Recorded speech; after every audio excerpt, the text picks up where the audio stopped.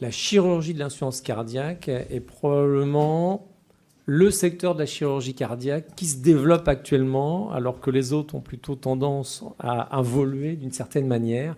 Et donc, c'est avec beaucoup de plaisir que j'accueille donc le docteur Matteo Pozzi, avec qui je travaille tous les jours donc à l'hôpital cardiologique au CHU de Lyon, et qui est très spécialisé dans cette chirurgie-là. Matteo, merci beaucoup d'être avec nous. Messieurs les modérateurs, mesdames et messieurs, merci Monsieur Fellahi. Je tiens aussi à remercier l'ASFAR de m'avoir invité aujourd'hui pour développer un sujet un peu vaste, raison pour laquelle je vais me concentrer sur les prochaines 20 minutes sur la greffe cardiaque, ses résultats, ses limites actuelles, ses perspectives futures. J'estime que la greffe cardiaque reste encore un exemple typique d'approche multidisciplinaire, comme il est témoigné par le nombre de participants et le type de spécialités qui animent les RCP hebdomadaires, les ARTIM, qui prennent en charge ces patients si complexes. Je n'ai pas de conflit d'intérêt à déclarer un lien avec cet exposé.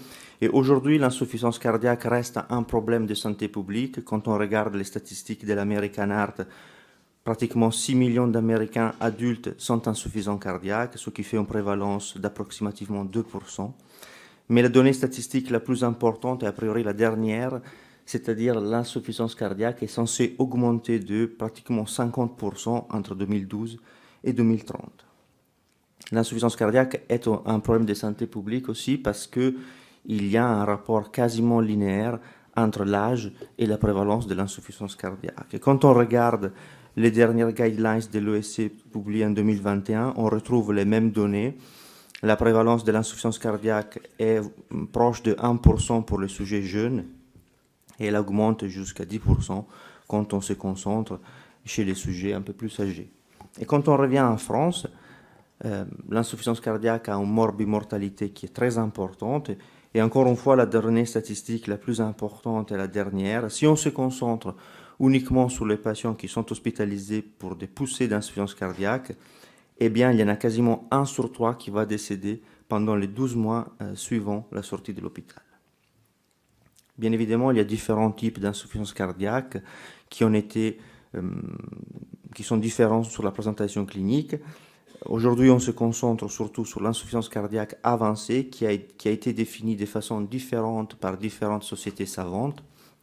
Mais en gros, il s'agit d'un syndrome clinique caractérisé par des symptômes sévères qui sont réfractaires au traitement médical maximal et bien conduit. Ces symptômes impactent les activités quotidiennes du patient. Ces symptômes altèrent sa qualité de vie et il l'amène à être hospitalisé à plusieurs reprises.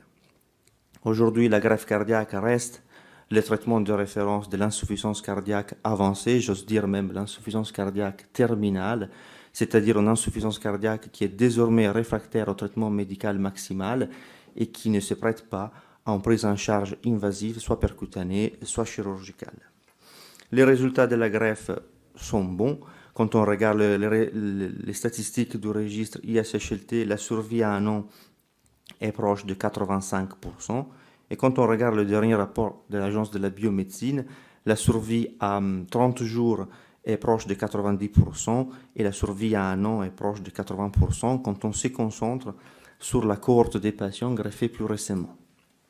Ces statistiques, on a su les respecter aussi à Lyon l'année passée avec une survie à 88% à 30 jours pour les 24 patients adultes greffés en 2021 et une survie à 1 an à 79% pour les 21 patients adultes greffés en 2020. Par contre, la greffe a encore des limites, des problématiques. Tout le monde sait qu'aujourd'hui, il y a un manque de donneurs. En France, il y a 1 donneur pour 2 receveurs et demi. À cette donnée, on doit associer la mortalité en liste d'attente pendant la première année d'inscription qui est proche de 8%. Et à ce scénario, on va rajouter la crise sanitaire liée au Covid qui nous a touchés à partir de l'année 2020 et qui a réduit de 13% l'activité de greffe en France. Mais il y a aussi un aspect qui, à mon sens, n'est pas très abordé, qui n'est pas très développé, c'est la qualité aussi des donneurs. L'ISHLT a évalué les caractéristiques des donneurs sur les 3 dernières décennies. Et tout d'abord, on s'est aperçu que l'âge des donneurs a augmenté de façon significative au fil du temps, surtout en Europe. Au début des années 90, l'âge médian a été aux alentours de 30 ans. Aujourd'hui, en Europe, on est aux alentours de 45 ans. Dans le rapport de l'agence, l'âge moyen des donneurs est à 44 ans. Et en dehors de l'âge, les donneurs ont aussi acquis au fil du temps un profil de plus en plus cardiovasculaire. On a retrouvé une hausse statistiquement significative du taux de diabète, d'hypertension, d'obésité. Et ça a eu un impact aussi sur les causes de décès des donneurs. On a moins de causes traumatiques et plus de causes de décès liés aux AVC. Et il y a aussi une quatrième caractéristique qui est un peu la hausse de la toxicomanie, mais cet aspect, surtout la toxicomanie IV, est plus évident aux États-Unis. Le profil de donneur a changé, mais le profil de receveur aussi a changé. Les receveurs aussi présentent de plus en plus de diabète, de l'hypertension, de l'obésité, de l'insuffisance terminale dialysée, des antécédents de néoplasie. Aujourd'hui, dans les registres IHHLT, 20% des patients greffés sont immunisés. En France, 10% des patients qui arrivent à la greffe sont déjà immunisés. Pratiquement la moitié des receveurs a un antécédent d'au moins une sternotomie. Et au fil du temps, on a utilisé de plus en plus les assistances circulatoires mécaniques en pont à la greffe. Pour ceux qui est des assistances en pont à la greffe, il va falloir ouvrir une petite parenthèse parce que, et aux États-Unis et en France, il y a eu un changement de règles d'attribution des greffons. En France, le SCORE-COEUR a été introduit à partir de janvier 2018 et déjà en 2020, M. Doron avait montré les résultats préliminaires d'une analyse comparative avant-après pour montrer un peu l'impact de le SCORE-COEUR sur notre activité. Et avec l'introduction du SCORE, il n'y avait pas de changement pour ce qui concernait la survie des patients greffés.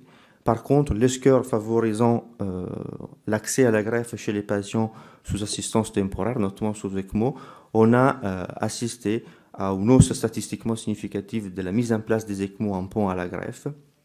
Quasiment un patient sur trois avait l'ECMO lors de la greffe, comme M. Doron a présenté ces statistiques. Il n'y avait pas de changement pour ce qui concerne les assistances de longue durée et la dobutamine ne favorisant plus l'accès au greffon. On avait assisté aussi à une baisse statistiquement significative de la mise en place des inotropes chez les patients en attente de greffe. Aux États-Unis, il y a eu un changement similaire à partir de septembre 2018. On est passé d'un système à 6 classes, un système à 3 classes, un système à 6 classes, système qui favorise toujours l'accès à la greffe chez les patients sous assistance temporaire.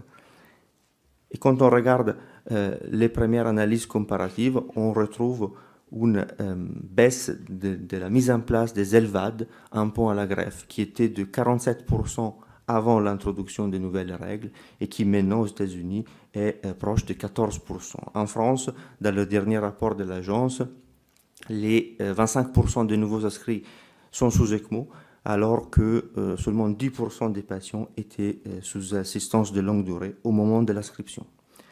Et quand on revient aux chiffres américains, il y a même des analyses qui montrent un impact sur la survie post-opératoire des patients transplantés sous LVAD. Donc si on résume, on a assisté à un changement du profil des donneurs, on a assisté à un changement du profil de receveur, et le donneur et le receveur partagent des facteurs de risque de la défaillance primaire du greffon. Et bien que les résultats de la greffe se soient améliorés au cours des 30 dernières années, aujourd'hui la défaillance primaire du greffon reste encore la première cause de mortalité pendant les premiers 30 jours post-opératoires. Elle est responsable de quasiment 35% du décès dans la période post-opératoire immédiate. Et pour rappel, aujourd'hui, on dispose d'une définition et d'une classification plutôt précise de la défaillance primaire du greffon.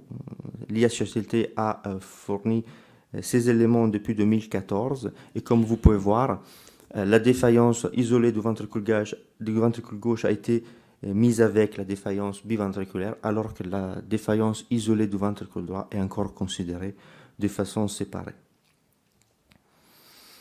Quand on analyse les expériences d'ECMO pour la défaillance primaire du greffon sévère, expériences qui ont utilisé les mêmes critères de l'ISHLT, les taux d'ECMO pour défaillance primaire du greffon sévère peut arriver jusqu'à 30% en post-opératoire d'une greffe, avec des survies qui sont très variables et comprises entre 40 et 80%. Cette variabilité pourrait être aussi expliquée par des stratégies politiques et protocoles différents entre l'équipe vis-à-vis de la mise en place d'ECMO en post-greffe. Quand on regarde le dernier bilan de l'agence, la défaillance précoce du greffon a estimé à 40%, mais toute comparaison avec les autres études doit être menée prudemment parce que la définition n'est pas la même, hormis le critère temporel, c'est-à-dire la survenue pendant les 24 premières heures post-opératoires.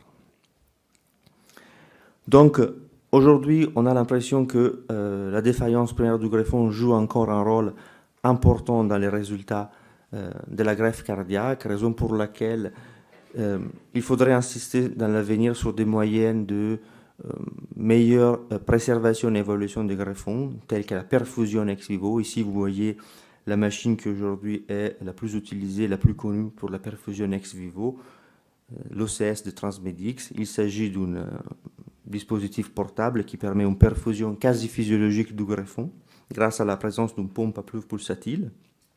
Le cœur est perfusé avec un mélange entre le sang du donneur et un liquide qui est conçu, qui est produit par la boîte, et la perfusion se réalise en normothermie. La perfusion ex vivo permet tout d'abord une meilleure évaluation du greffon cardiaque grâce à tout un ensemble de paramètres qui sont évalués en temps réel par la machine. Les facteurs prédictifs les plus importants pour les résultats de la greffe est encore le lactate. Et en même temps, du fait de son fonctionnement, la machine à perfusion permet de réduire le temps d'ischémie totale du greffon, qui est un facteur déterminant la survie post-greffe cardiaque. L'efficacité et la fiabilité de la perfusion ex vivo par rapport à la technique habituelle, c'est-à-dire la conservation hypothermique statique, a été évaluée dans une étude non-infériorité en comparant 60 greffes réalisées avec la perfusion ex vivo et 61 réalisées avec la technique standard conventionnelle. Le critère du jugement principal étant la survie du greffon et du patient à 30 jours. Et comme vous pouvez voir, il n'y a pas de différence statistiquement significative dans l'analyse statistique et en intention de traiter et dans l'analyse par protocole. Quand on se rapproche aux machines à perfusion pour les greffons cardiaques, il faut bien distinguer, séparer deux chapitres différents dans la littérature. Vous avez d'un côté la perfusion ex vivo qui est réalisée depuis plusieurs années par différentes équipes. En France, l'équipe de Lille, de Rennes et de Marie-Lange à Paris utilise couramment cette technique. Et après, on a l'utilisation de la machine à perfusion pour le prélèvement dans le cadre du Maastricht 3, qui pour l'instant n'est pas encore autorisé en France, mais qui est par exemple autorisé dans d'autres pays comme l'Angleterre, l'Australie, les États-Unis, l'Espagne, la Belgique. Si on se concentre tout d'abord dans la perfusion ex vivo, quand est-ce qu'il faudrait utiliser la machine? Et encore une fois, si on lit attentivement les papiers de la littérature, on retrouve deux grandes indications. Tout d'abord, on retrouve son utilisation dans le cadre de greffes cardiaques dites complexes, c'est-à-dire des patients qui arrivent à la greffe avec plusieurs antécédents de sternotomie, typiquement les cardiopathies congénitales chez l'adulte, ou des patients qui arrivent à la greffe sous assistance de longue durée. L'accès au thorax étant difficile chez ces patients, le fait d'avoir un greffon perfusé sous machine nous permet de commencer, de démarrer, de développer la greffe dans des meilleures conditions. On a déjà dit que quasiment un patient sur deux arrive à la greffe cardiaque avec un antécédent de moins en sternotomie. Et en regardant les chiffres lyonnais, on a pratiquement 50% des patients qui ont déjà eu au moins une sternotomie lors de la greffe, raison pour laquelle nous avons déposé un dossier innovation en mai 2021 pour pouvoir bénéficier de cette machine. Les 2 premières étapes du dossier ont pu être franchies. Et maintenant, on attend la réponse définitive du directeur général. On a des réponses positives par voie non officielle et on devrait avoir la réponse officielle avant la fin de l'année. Et après, quand on regarde l'autre grand chapitre, on a l'utilisation de la machine pour évaluer les donneurs marginaux dans un objectif d'augmenter les pools potentiels de donneurs disponibles. Quand on regarde un peu la littérature, cette première étude a montré une réduction statistiquement significative de la défaillance primaire du greffon, au moins modérée, en utilisant les critères ISHLT chez des patients qui arrivaient à la greffe cardiaque sous assistance de longue durée. Par contre, il n'y avait pas de différence en termes de survie à 30 jours. Dans cette deuxième étude, qui est un peu sur la même ligne, les auteurs, encore une fois, n'ont pas trouvé de différence en termes de survie à 30 jours, mais ils ont trouvé une réduction statistiquement significative de la mise en place d'assistance temporaire pour la défaillance primaire du greffon sévère post-greffe cardiaque. Et c'est quand même un sujet important parce que l'ECMO en post-greffe augmente les complications post-opératoires, l'ECMO en post-greffe augmente les séjours en réanimation et par conséquent aussi les séjours hospitaliers total du patient greffé. Et dans cette étude américaine, l'Expand Trial, les auteurs ont pu montrer une faisabilité de la greffe cardiaque à 80% chez les donneurs marginaux, avec un taux de défaillance primaire du greffon sévère estimé à 10%, donc tout à fait raisonnable, avec des survies excellentes à 30 jours estimées à 95%. Quand on passe dans l'autre grand chapitre des machines à perfusion, c'est-à-dire le Maastricht 3 cœur, il faut se souvenir que la première greffe cardiaque réalisée en 1967 a été réalisée en prélevant le cœur chez une donneuse qui est décédée d'un arrêt cardiaque. Ce n'était pas un donneur en état de mort encéphalique. Ensuite, les règles qui définissent la mort encéphalique, la mort cérébrale sont apparues. Et donc l'intérêt pour ce moyen de prélèvement est un peu disparu jusqu'au début des années 2010, quand une équipe australienne a à nouveau reproposé cette technique de prélèvement. Une des équipes leaders au niveau mondial est l'équipe de Papworth en Angleterre. Et comme vous pouvez voir, dans leur expérience sur 5 ans, en comparant des greffes réalisées avec des donneurs à mort encéphalique à des greffes réalisées avec des donneurs décédés d'un arrêt cardiaque, il n'y a pas de différence en termes de recours à l'ECMO en post-greffe, ni pour ce qui concerne la qualité du greffon estimé par la fraction d'éjection du ventricule gauche. Mais l'aspect le plus important est que cette équipe a pu augmenter de 48% son activité de greffe depuis l'introduction du prélèvement cardiaque dans le cadre du Maastricht 3 cœur. Les données américaines sont apparues plus récemment avec des chiffres un peu plus importants, mais le constat est le même. La survie post-greffe en utilisant les 2 types de greffons n'est pas statistiquement différente. La communauté médico-chirurgicale française aussi est en train de bouger vers le prélèvement cardiaque dans le cadre du Maastricht 3. Les porteurs du projet est le Dr Julien Guyère, qui est chirurgien cardiaque à l'hôpital Marianne-Lange à Paris. Il a un projet de recherche dans lequel il faut réaliser 5 prélèvements cardiaques à visée uniquement scientifique dans le cadre d'un prélèvement multi-organe Maastricht 3 pour démontrer la transplantabilité de ces greffons et avancer avec l'autorisation de cette technique en France. Il y a aussi un groupe de travail au sein de notre société savante, la SFCTCV, qui s'occupe de réaliser des recommandations pour cette procédure. Et donc, pour terminer, on s'aperçoit que la transplantation cardiaque est encore un terrain très dynamique. Un des objectifs reste la nécessité d'augmenter les pools de donneurs disponibles. On peut le faire en explorant les donneurs marginaux, et en espérant d'avoir un jour le protocole de prélèvement cardiaque dans les cadres du Maastricht 3. Il semble impératif aussi de mieux évaluer la qualité de nos donneurs. Théoriquement, dans un monde idéal, je pense que toute greffe cardiaque devrait être réalisée avec une machine à perfusion, peu importe laquelle. Et il y en a d'autres dans lesquelles je ne me suis pas trop penché. Et à partir de janvier de cette année, une nouvelle époque a été ouverte, c'est-à-dire la possibilité de réaliser une greffe cardiaque en utilisant un cœur, un xénogreffe.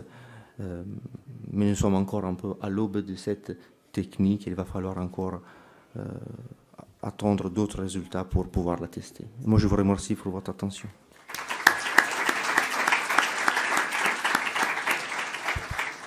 Merci beaucoup, Matteo. On peut prendre 5 minutes pour discuter. Est-ce que vous avez des questions, des commentaires sur ce que vous venez d'entendre ? Moi, j'ai une question pour toi, Matteo, pour lancer la discussion. Est-ce que tu penses que on pourrait utiliser donc l'OCS à des fins purement organisationnelles, c'est-à-dire que ça permettrait de différer de quelques heures une transplantation cardiaque et donc de mieux l'organiser, de mieux gérer au sein d'un bloc opératoire des urgences qui peuvent se superposer ou se chevaucher, ou d'aller chercher un cœur plus loin, ou d'avoir plus de temps pour le ramener, ou est-ce que c'est pas du tout dans la cible de l'OCS ? Je pense qu'on peut l'envisager, mais pour une équipe, par exemple, comme la nôtre, qui va peut-être commencer, je pense que d'abord, il faut passer par une courbe d'apprentissage.